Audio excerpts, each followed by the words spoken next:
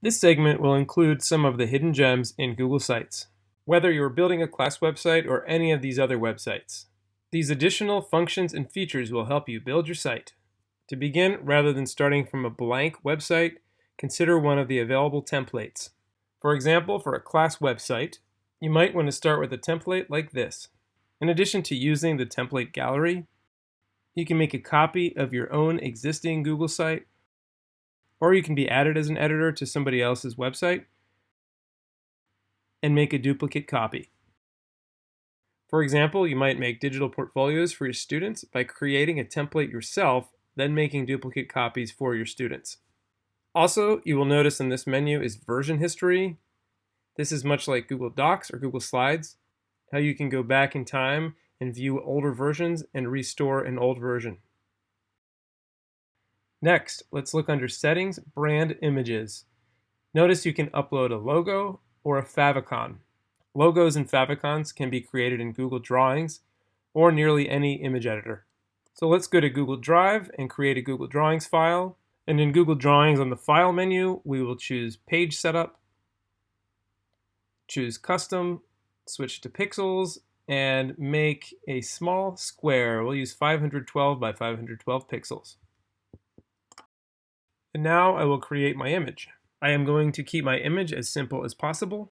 I will just use the Google Sites logo, change the background to orange, enlarge the logo, and then I will go to the File menu. I will choose Download PNG Image. Now we can go back to the Google site, choose Brand Images, click Upload, and upload our newly created PNG file. Now we can do the same with the logo, although the logo file really should be higher resolution than the favicon. The logo appears already in the top left. To see the favicon, we will need to publish and reload the browser.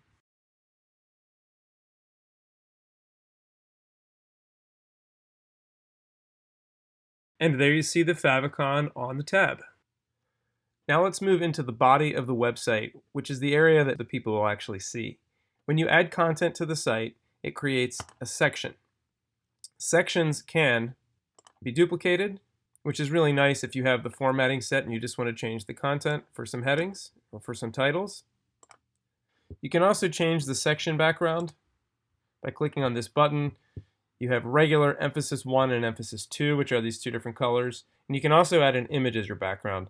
You can either upload one from your computer or select one from their library.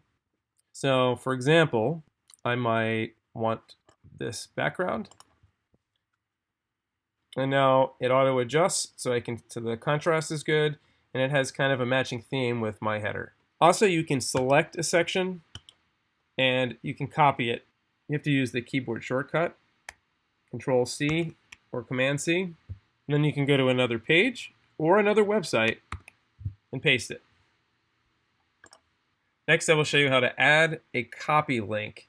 This is something that's not really a feature of Google Sites, but it is really useful on a website so that when you want to share a file with somebody and they click on the link, it makes a copy for them.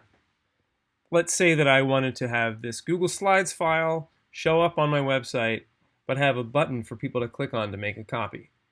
I'm going to go to my site, and first I'm going to insert it so people can see it.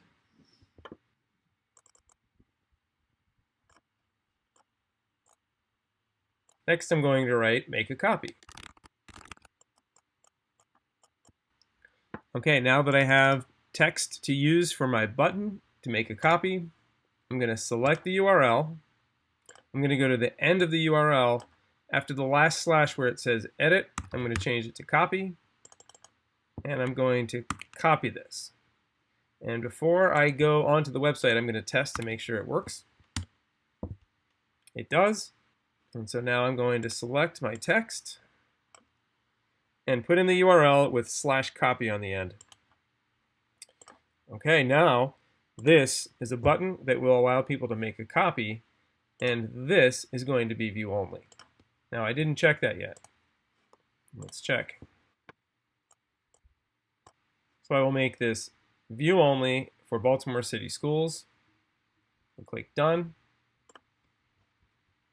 So now I have slides that are view only and a button for people to make a copy. Let's see how that works. And now I have an interactive Google Slides file. And if somebody clicks down here, it opens in a new tab. They click Make a Copy, and they have a copy. The copy goes into their Google Drive in the My Drive folder. Now I'm going to show you how to add a direct link to a Google Classroom assignment. This is also not a function of Google Sites, but because we're working on a website, we might want to build a site where students would have access to resources, but then click on a link to take them directly to the assignment to do their work. Now I'm in Google Classroom under Classwork, and I'm going to go to an assignment that I want to link. If I click on the triple dots menu, I have the option to copy the link, and this link will go directly to the assignment. So on the left, I might have some resources for the students to use: articles, videos, websites, interactive simulations, podcasts, docs, slides, anything that you might use with the students for them to learn. And then let's say over on the right,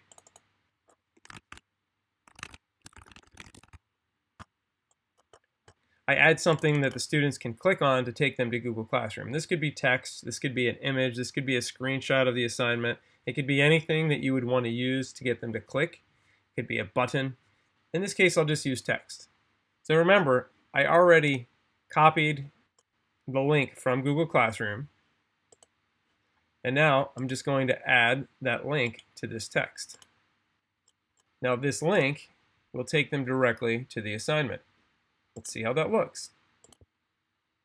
When I click on this as a student, it doesn't take me to a copy of the file, it takes me to my personal copy in Google Classroom.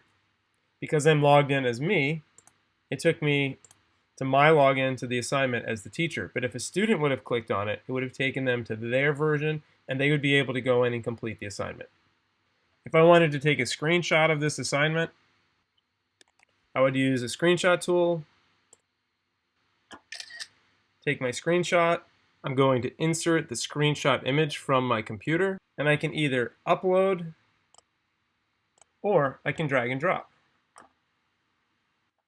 Now I can set the image so that it also links to the assignment. I think I'm going to move the text to the bottom, center it, and make it small. Let's have a look.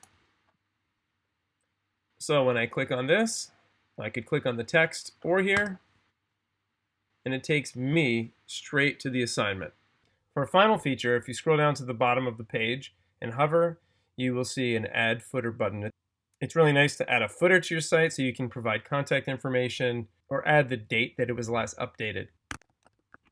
A footer adds a nice finishing touch to your website.